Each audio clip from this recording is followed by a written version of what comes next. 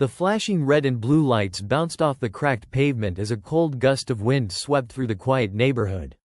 It was supposed to be just another night, a routine drive home after a long shift. But for Marcus Carter, tonight was about to change his life forever. Marcus wasn't a troublemaker. He wasn't some career criminal running from the law. He was just a hard-working man, tired from a double shift at the warehouse, eager to get home to his family. His little girl, Ava, had begged him to read her a bedtime story, and he had promised he'd be home in time. He never broke a promise to her, until now. As he rolled up to a stop sign, headlights flared in his rearview mirror. A police cruiser. The car followed him for a few blocks, the tension building in Marcus's chest with each turn. Then, just as he signaled to make his final turn home, whoop! The siren wailed, and the blue and red lights filled his car. A traffic stop. He took a deep breath, his fingers tightening around the steering wheel. He hadn't done anything wrong. His license was clean, registration up to date. His car, though a little old, was in good shape. But he knew that sometimes none of that mattered. Officer Ryan Calloway stepped out of the cruiser, adjusting his belt as he approached. A seasoned cop with years on the force, Calloway had a reputation, one that people in this neighborhood knew all too well. His stops weren't just about enforcing the law. They were about something else. Marcus rolled down his window, forcing his voice to stay calm. "Good evening, officer. Is there a problem?" Calloway didn't answer right away.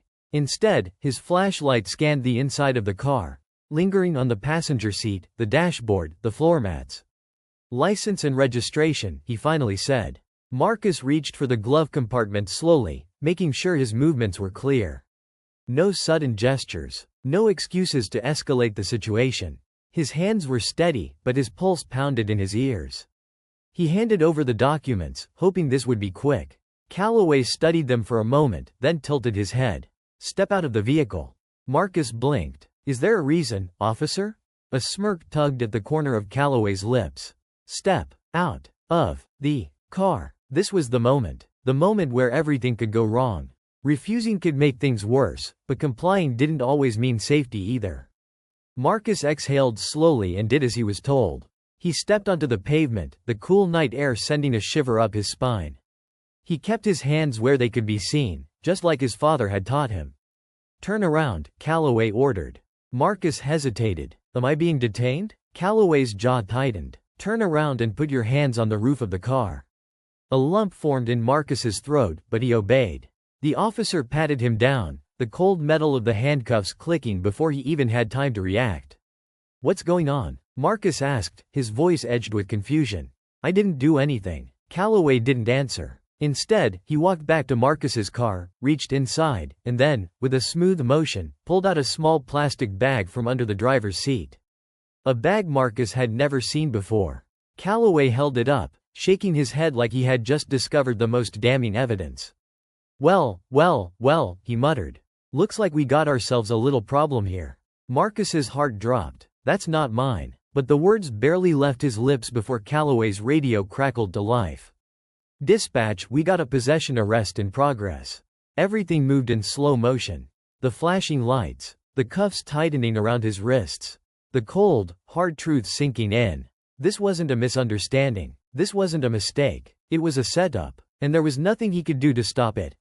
Marcus felt his knees go weak as Calloway gripped his arm, pulling him toward the patrol car. His mind raced. How could this be happening? He had never touched drugs in his life. He had worked too hard to build a future for his daughter. And now, in the span of minutes, it was all crashing down. His voice was steady, but his words shook with desperation. "Officer, please. I don't know where that came from. That's not mine." Calloway didn't even look at him. He just smirked and tightened his grip. "You're under arrest for possession of a controlled substance," he said, his voice almost casual. Marcus twisted his neck, trying to catch the officer's eyes, searching for some sign, anything, that this was some kind of mistake. But there was nothing, just cold indifference. A few neighbors had come outside, drawn by the flashing lights.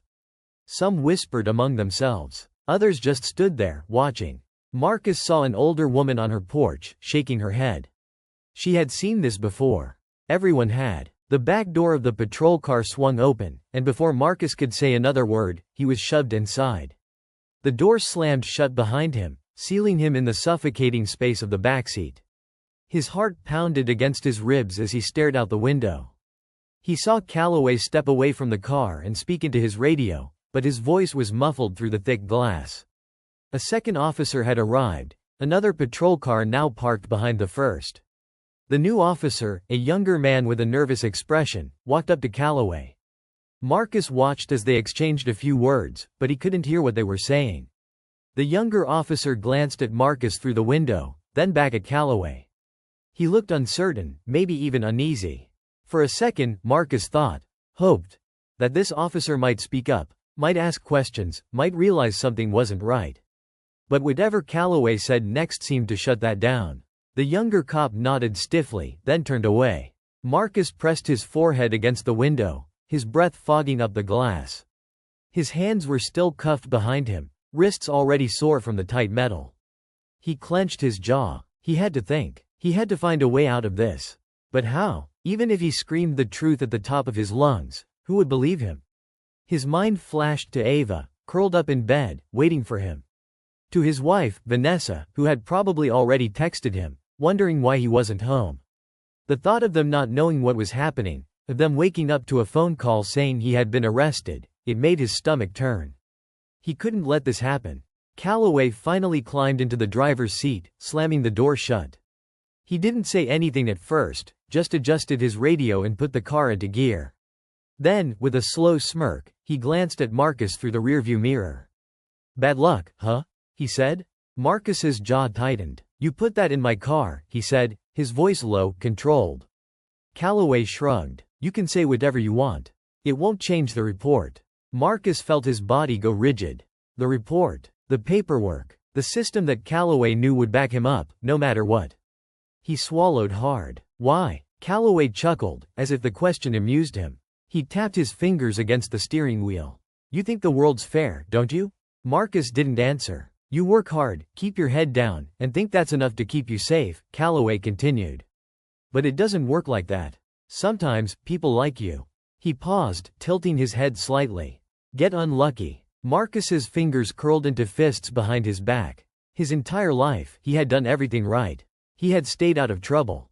He had played by the rules. And yet, here he was, being treated like a criminal, like his future didn't matter.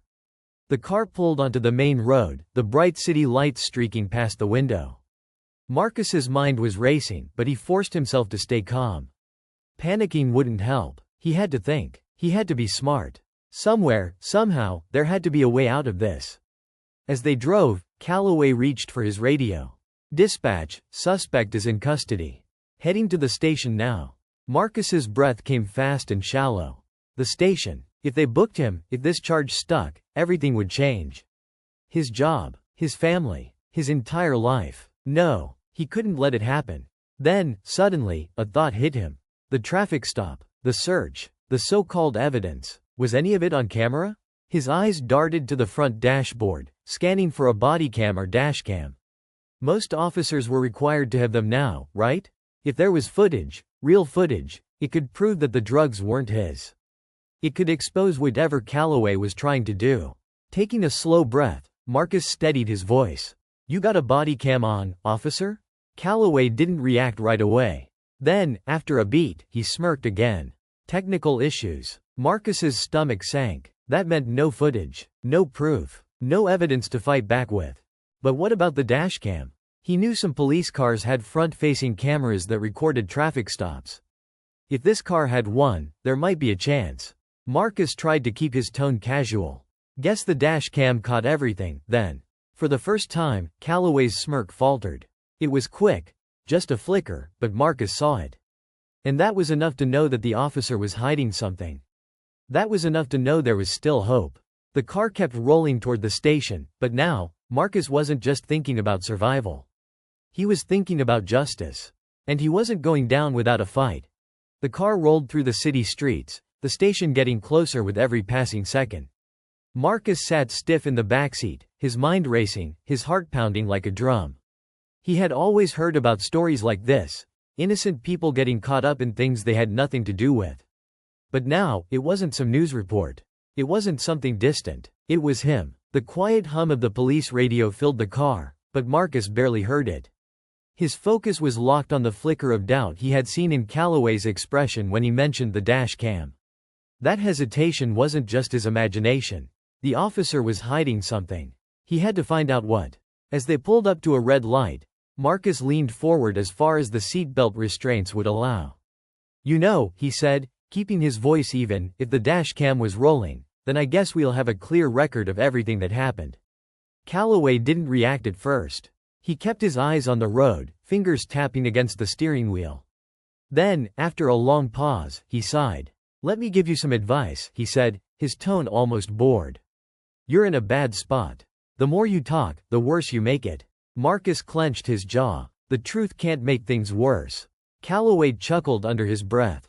"That's where you're wrong." The light turned green, and the car surged forward. Marcus swallowed down the frustration burning in his chest. He could see the station now, the glowing lights standing out against the night sky. If they booked him, if this went on his record, his entire future was at risk.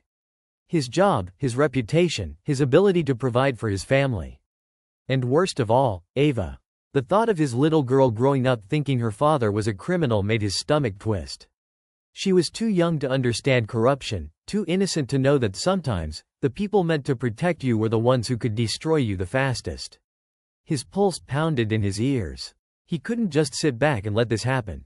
Then, out of nowhere, a voice crackled through Calloway's radio. "Unit 24, status update?" It was a woman's voice, sharp and professional. Marcus watched as Calloway grabbed the radio, lifting it to his mouth. "Suspect in custody," he said. "ETA, 5 minutes.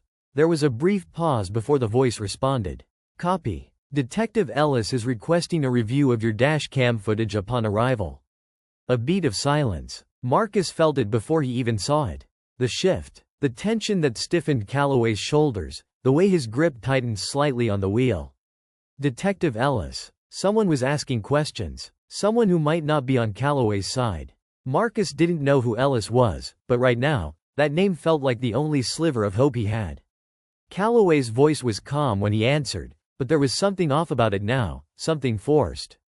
"Understood." The radio cut off with a sharp click. For the first time since this nightmare started, Marcus saw something flicker in Calloway's eyes. Not arrogance, not amusement, annoyance, maybe even fear. Marcus sat back, letting that sink in. If Calloway was so confident that he had all the power, why did that radio call shake him?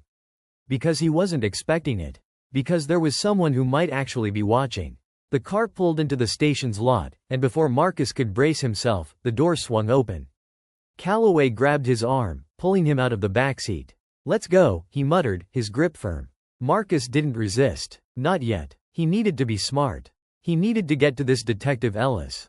As they stepped inside, the fluorescent lights buzzed overhead, casting a cold, sterile glow over the station. Other officers moved about, paperwork in their hands, conversations murmuring in the background. But Marcus barely noticed any of it. His eyes scanned the room, searching. Then, he spotted her. A woman in a gray blazer, standing near the front desk, flipping through a folder. She had sharp eyes, the kind that missed nothing. As soon as she looked up, Marcus knew, this was Ellis. And she was watching him. Calloway tensed slightly, but he kept moving, leading Marcus toward the booking desk. "Stay quiet," he muttered under his breath. Marcus ignored him. He locked eyes with Ellis, and in that split second, he made a choice. "Detective." His voice cut through the noise of the station. Ellis's gaze flickered between him and Calloway. She took a step forward. "What's going on here?" Calloway forced a chuckle. "Routine arrest. Nothing to worry about." Marcus's pulse pounded. This was his moment. "He planted the drugs," he said, his voice clear, unwavering. "He put them in my car." For a second, nobody moved. Ellis's expression didn't change, but something in her eyes sharpened. Calloway let out a low sigh, shaking his head like Marcus was just another guy trying to talk his way out of trouble. "You know how it is," he said to Ellis. "They always say they didn't do it." Marcus's hands were still cuffed behind his back, but he straightened his shoulders. "Then check the dashcam," he said.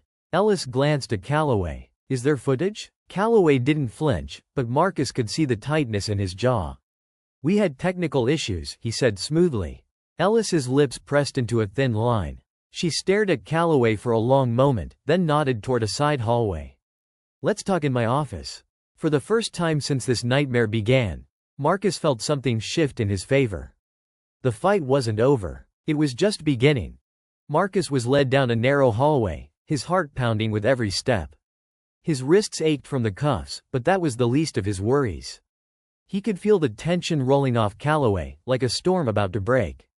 The officer hadn't said a word since Detective Ellis told him to follow her, but Marcus knew one thing for sure: he didn't like this. Ellis pushed open the door to her office and motioned for Calloway to step inside first.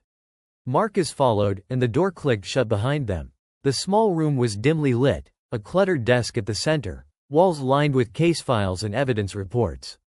Ellis walked around her desk, set the folder she was holding down, and leaned against the edge of it, arms crossed. "All right," she said, her voice calm but firm. "Let's hear it." Marcus didn't hesitate. "That officer planted the drugs in my car." His voice was steady, but inside, his nerves were electric. "I've never touched anything like that in my life. He searched my car, and suddenly, just like that, there were drugs in my glove box. That doesn't make sense, does it?" Ellis didn't take her eyes off him. She was studying him, weighing his words. Then, slowly, she turned her gaze to Calloway. "Your dashcam had technical issues, huh?" she asked, her voice unreadable. Calloway let out a short laugh, shaking his head. "Come on, detective. You know how this goes. I pull over a guy, he doesn't like it, so now I'm the bad guy." He shrugged. "Maybe my camera did glitch. It happens. Doesn't change the fact that I found drugs in his car." Ellis tilted her head slightly, her expression still unreadable. Then, she pushed off the desk and walked toward a filing cabinet in the corner. She slid open the top drawer and pulled out a flash drive. "Good thing," she said, "that I don't just take an officer's word for it." Marcus frowned. Calloway stiffened. Ellis tapped the flash drive against her palm. "Every patrol car is supposed to sync with the station's main server when it returns to the lot," she explained. "Even if a dash cam glitches in real time, sometimes data gets stored before it cuts out." She met Calloway's gaze. "And guess whose footage just finished uploading?" For the first time, Calloway looked uneasy. It was subtle, the slightest twitch of his jaw, the way his fingers curled into fists at his sides. "Detective, I don't see why we're wasting time with this," he said, his voice tightening. "This guy's just trying to get out of an arrest." Ellis ignored him. She walked over to her computer, inserted the flash drive, and clicked a few keys. The monitor flickered, then filled with grainy but clear footage from Calloway's patrol car. Marcus held his breath. The video showed Calloway pulling him over, just like it had happened. It showed Marcus handing over his license and registration. It showed Calloway opening the car door, ordering him out. And then it showed something else. Calloway walking toward the front of the car, his hand slipping into his pocket. A small, clear baggie appearing in his palm. The camera caught the movement as he bent slightly toward the open glove box, his hand disappearing inside for a fraction of a second before he stood up straight again. Marcus felt his stomach twist. It was all there. Ellis exhaled slowly. She didn't speak right away, just watching the footage loop once more before clicking the screen off. Then, she turned to Calloway. "You want to explain that?" The room was dead silent. Calloway's jaw was tight, his nostrils flaring. He opened his mouth, then closed it. His eyes flicked between Ellis and Marcus, his mind clearly racing for an excuse. But there was none. Marcus could feel the tension thick in the air. Calloway wasn't the type to back down easily, and right now, he was trapped. Ellis straightened. "Take off his cuffs," she said, her voice sharp. For a second, Calloway didn't move. "I said take them off." His jaw clenched, but he yanked the key from his belt, stepping forward and roughly unlocking Marcus's cuffs. As soon as his wrists were free, Marcus rubbed them, relief washing through him, but it wasn't over yet. Ellis folded her arms. "We're gonna have a real conversation about what's happening here," she said. "And you, Officer Calloway, are gonna sit down and explain why I just watched you plant evidence on a man you pulled over for no reason." Calloway's face was unreadable now, his mind working in overdrive. Marcus knew what was coming. A man like Calloway didn't go down easy. And whatever happened next, he wasn't going down without a fight. The silence in the room was thick, pressing down like a weight. Marcus flexed his wrists, the sting from the cuffs still fresh, but his mind was focused on something else entirely: Calloway. The officer stood stiff, his fists clenched at his sides, his eyes darting between Marcus and Ellis. He was trapped, but Marcus knew that men like him didn't just give up. He was waiting, calculating. Ellis kept her gaze locked on Calloway. "You understand what this means, right?" she said, her voice level but firm. "You planted evidence on an innocent man. That's a crime. A serious one." Calloway let out a slow breath through his nose, but he didn't say anything. He was still playing it cool, but Marcus could see it, the tiny crack in his confidence. Then, just when the tension couldn't stretch any tighter, something unexpected happened. A knock at the door. Ellis frowned, her eyes flicking toward the sound. She hesitated for half a second, then walked over, unlocking and opening it just a crack. Marcus caught a glimpse of the officer on the other side, a younger guy, maybe mid-30s, with short brown hair and an uneasy look on his face. He leaned in slightly, his voice low. "Detective, you need to see this." Ellis narrowed her eyes. "See what?" The officer hesitated, glancing past her into the room. His gaze landed on Calloway for a fraction of a second before quickly shifting away. "Just step out for a minute."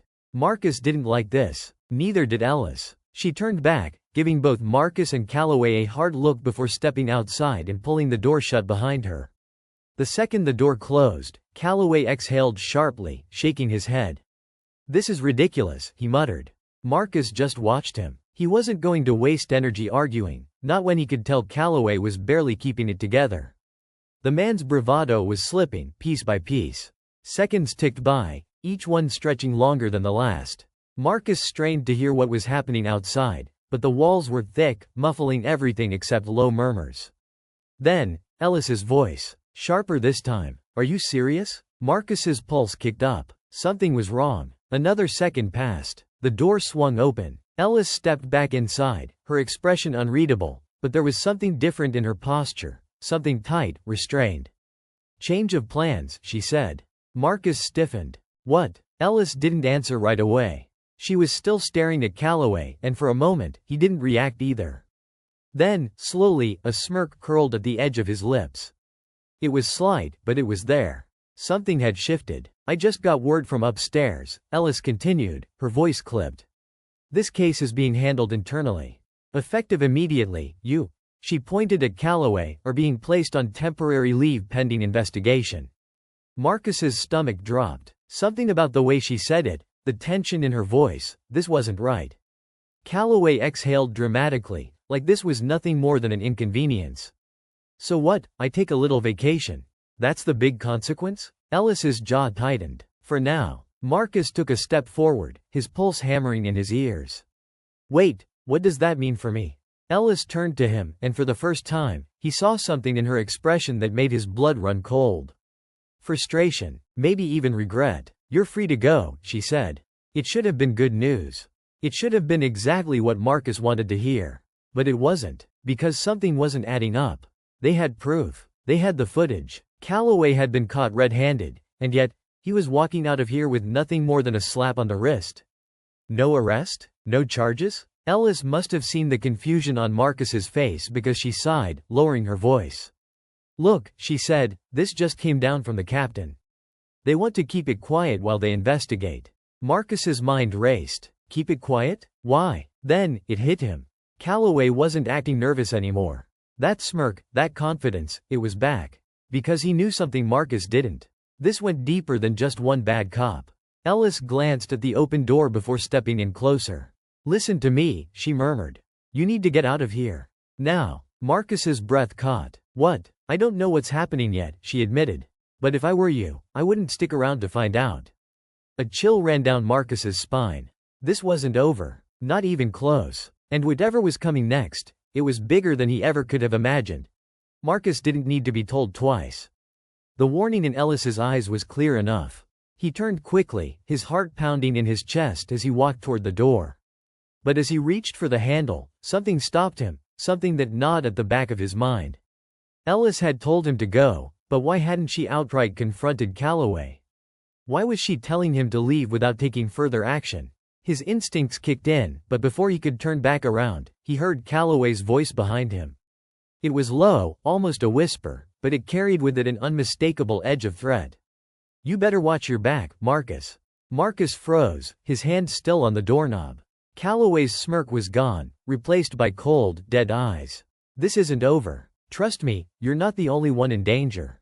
A chill ran through Marcus. It wasn't just the threat, it was the way Calloway spoke, like he knew something Marcus didn't. Like the whole thing was bigger than one crooked cop. Ellis didn't say anything, but she had stepped back, her arms crossed tightly over her chest. There was a tension in the air, a feeling that something was about to break. Marcus didn't look back as he pulled the door open and stepped out into the hallway, but his mind was racing. Something didn't feel right. He needed to get out of the station, but the moment he turned the corner to the front door, he saw it.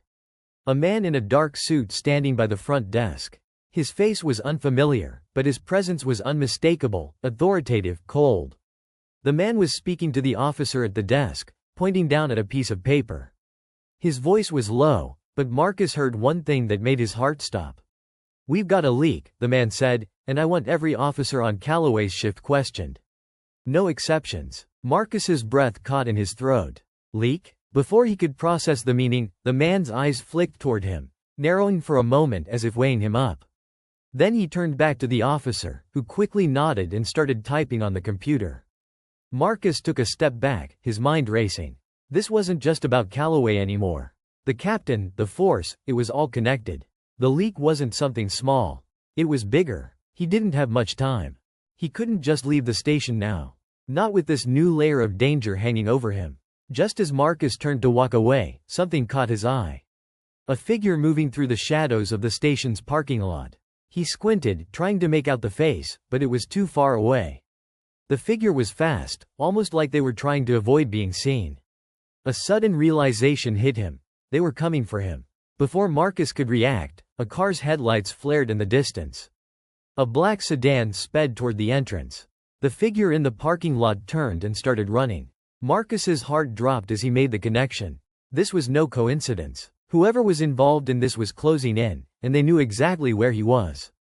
He had to move, but just as he started to walk faster toward the back exit, his phone buzzed in his pocket. It was a text message. "Get out of there now. They know you're a threat." It's all connected. The message was from an unknown number. The tone was urgent. The message itself was cryptic, but there was no time to figure it out. His breath quickened, the hairs on his neck standing up. Something was unfolding, and it wasn't just about the drugs or the corrupt cop anymore.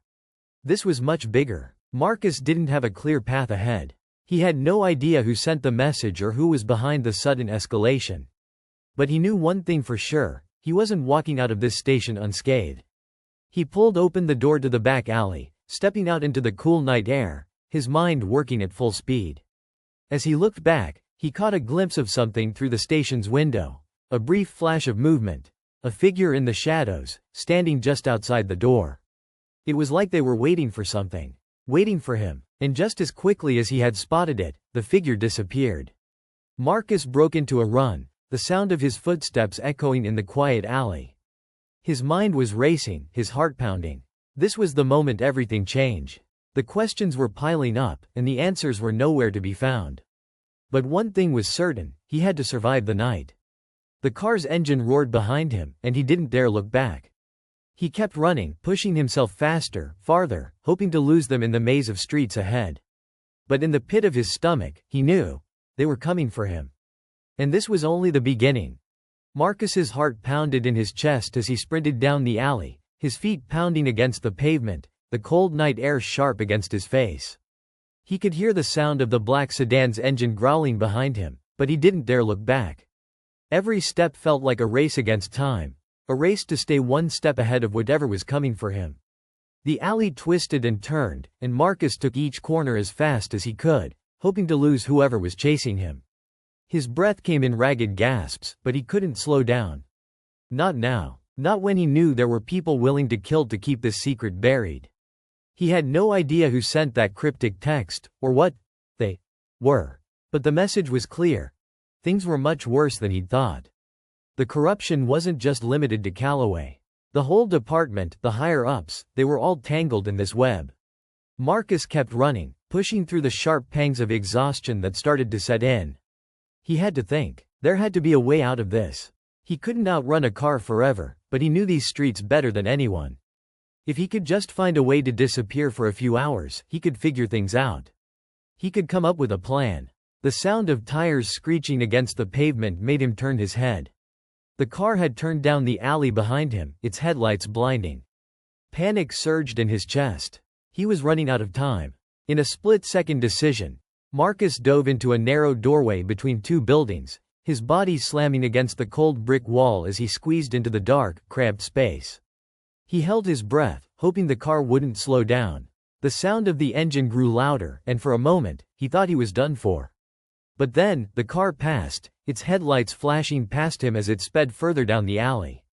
Marcus exhaled sharply, his chest rising and falling rapidly. He stayed in the shadows, barely daring to move. He had to get out of here, but he couldn't go back to the station.